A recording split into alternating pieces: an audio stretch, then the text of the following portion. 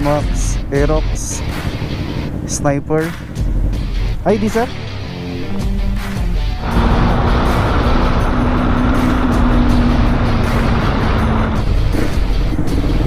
Ay! Grabe naman.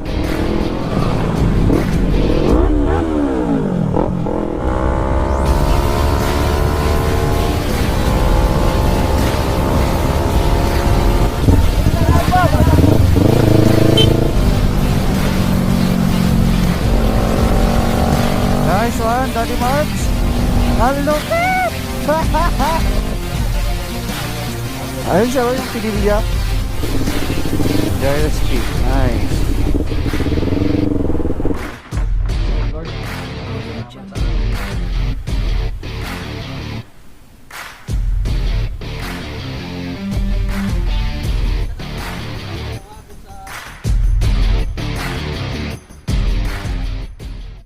What's up mga lakay? Welcome for another video episode. And right in front of you is the Yamaha R3. And ang name pala ng body ko is si Sanichi. Ayan. So ang ibig sabihin ng Sanichi is 321 or 321 dahil ang displacement ng motor na to is 321cc.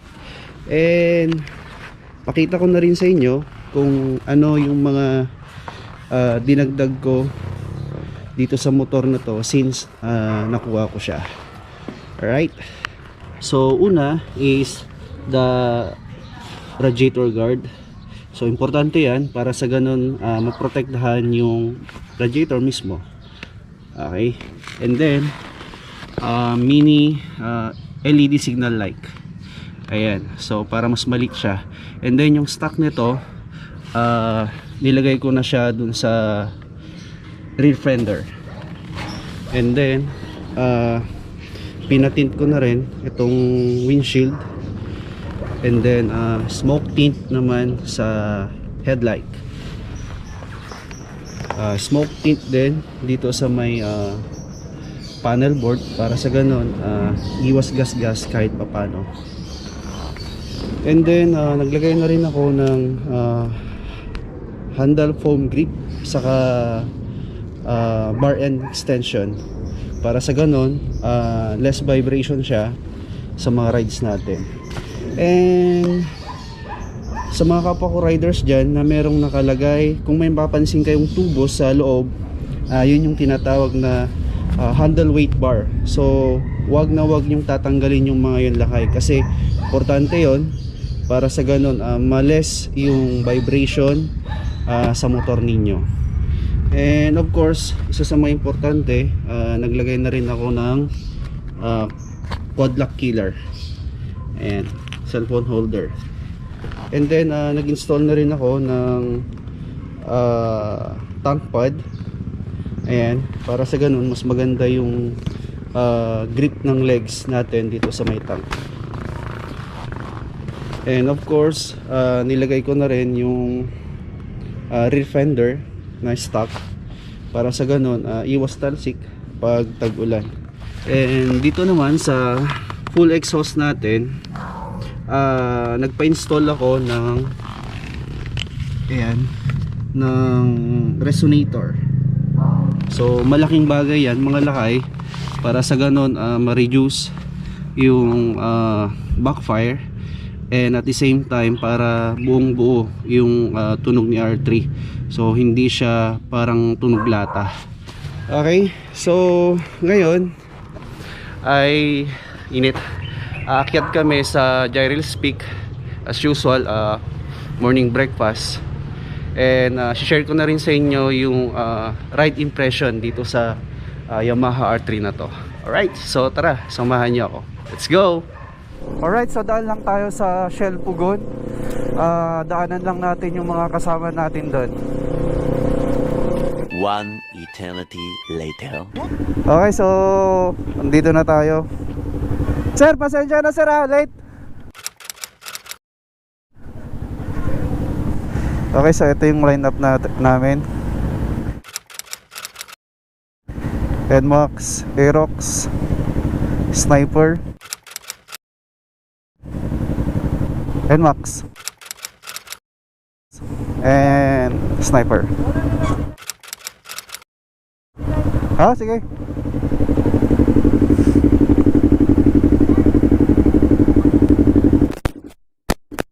Okay, so akyat na. Siyempre, takbong chubby lang. Mahirap na pag masabihan tayong tae.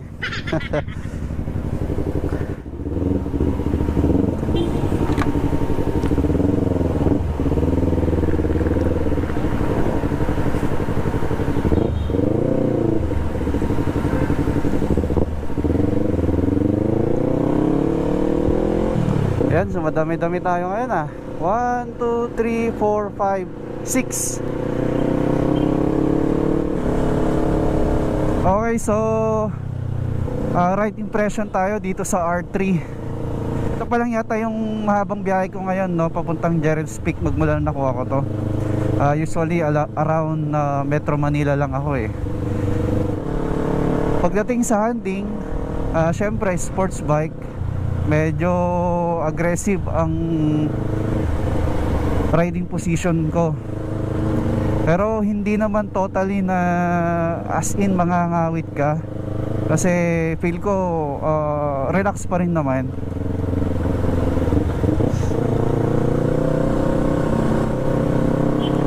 Siguro nararamdaman kong ngalay lang dito is sa may wrist. Tapos kung tatanungin nyo ako kung kumusta yung gas consumption, ayun nga, kagagas ko lang ng 300 kanina sa Paranaque, and 2 bars yun. Ngayon 1 bar lang na naman. Siguro gawa ng full exhaust na rin to, kaya medyo matakaw sa gas. Ang napansin ko lang dito ngayon sa R3 is ma-vibrate siya. Kaya ako naglagay ng rubber foam grip saka bar end. Na-lessen naman yung vibration. Pero alam ko mas maganda siguro sana to kung meron yung handlebar weight. Tapos napansin ko rin pala dito, pag may mga lubak, matagtag siya.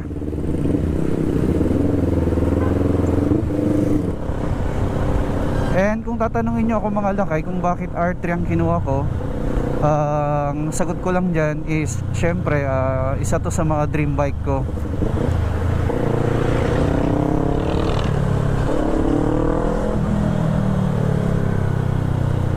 And kung tatanungin nyo ulit kung bakit ba't di na lang ako nag 400cc, ang sagot ko lang dyan ay yun lang yung kaya ng budget natin mga lakay. So ayun, yun lang naman siguro yung impression ko dito sa motor na to.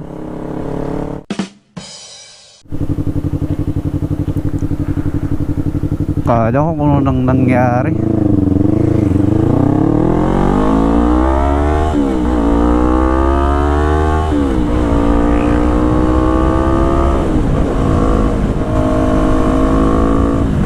Banat, Moto Kicks.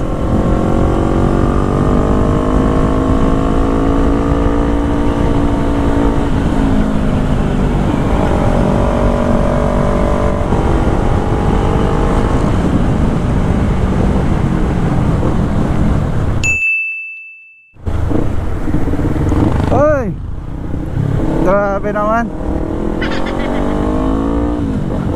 Oh, thank you Lord.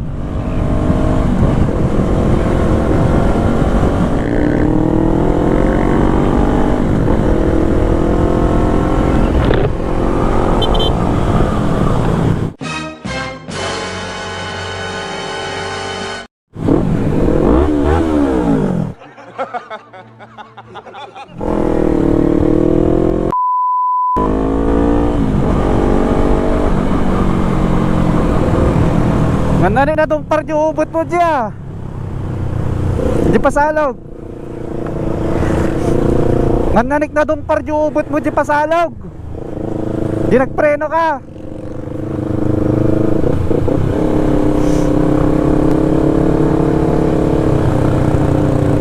Di yata ako naintindihan.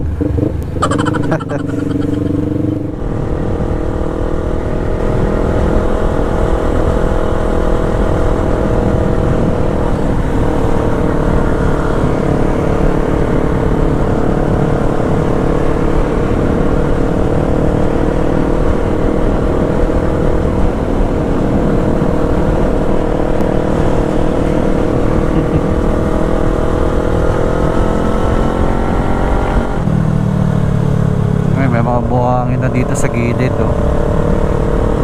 Kaya yung mga umaakyat dito, kailangan mag-ingat talaga. Oh, ito, oh. Delikado itong mga to, mga lakay. Kaya mag-ingat kayo pag umaakyat kayo dito sa Marilaki. Hindi ko alam kung tama lang na may buhangin na ganyan para hindi magbagal lang, or hindi tama kasi pwedeng maging cause ng accident yan eh, kahit mabagal ka, di ba?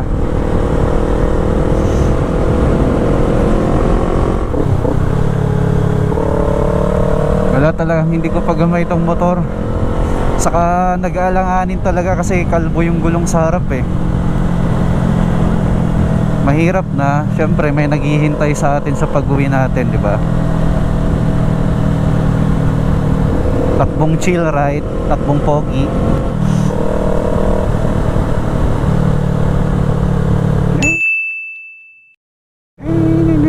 May checkpoint daw. Okay.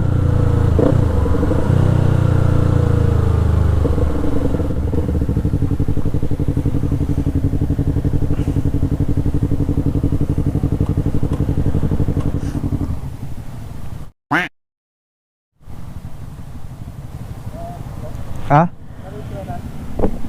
Oh.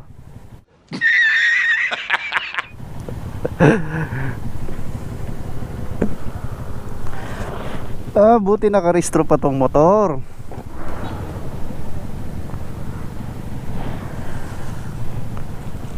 ID sir?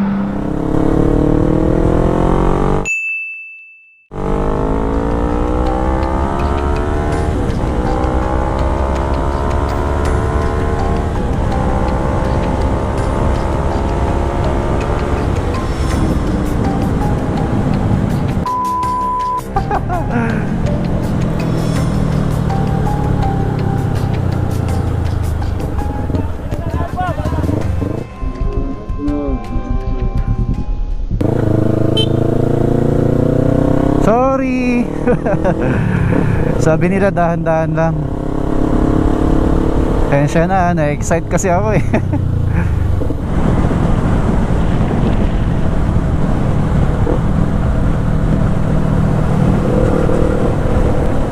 Ayun oh.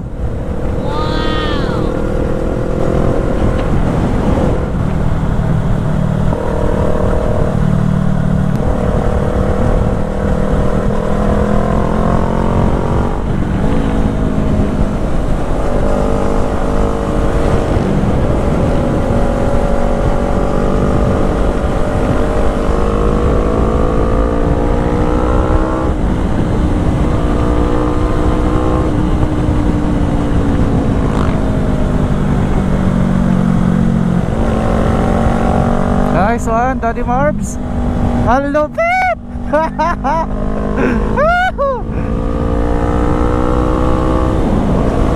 Bagong gulong.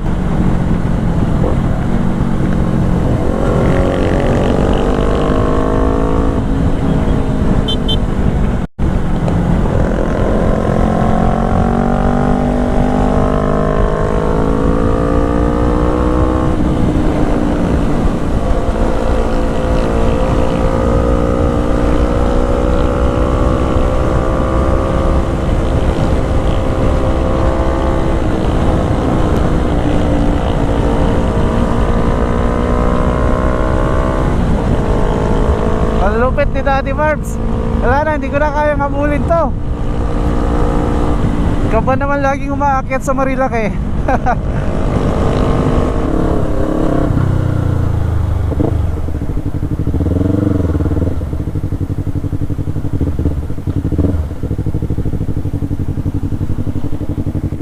Ayun oh, so stop over muna tayo. Ganda ng view. Sobra. Ewan ko kung nakikita nyo yun. Yun yung Padilla windmill. Grabe, lupit mo bumangking bro. Hirap mo nga bulin. Hirap mo nga bulin.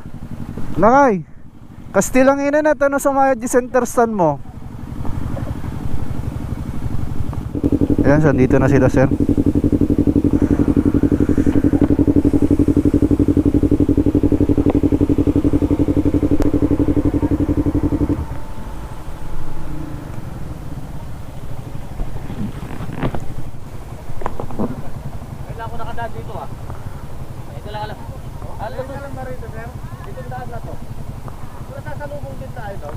Ayun sir, yung Padilla. Padilla no, yung windmill.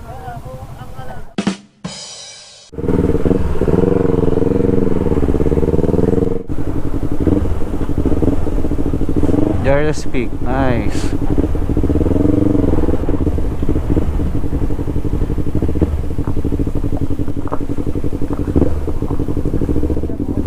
Shout out kay Asuncion. Baka may gusto kong i-shout out bro. Dapat ka pala sa mga tropa doon sa grabe.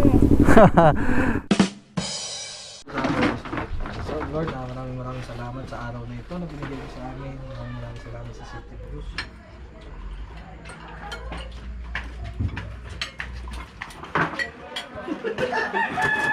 Anong masasabi mo sa pagkain mo? Nakakuan yan, naka-video laps yan. Ay, naka-video lang?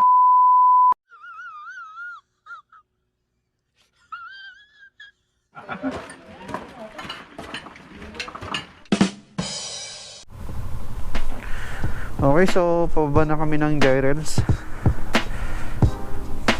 So imbes na breakfast ride, naging breakfast lunch. And masarap naman yung pagkain nila dito sa Happy Tummy Restaurant.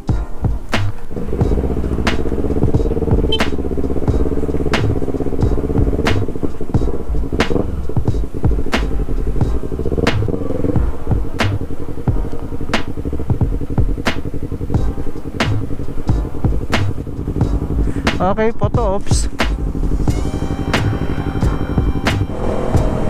Alright.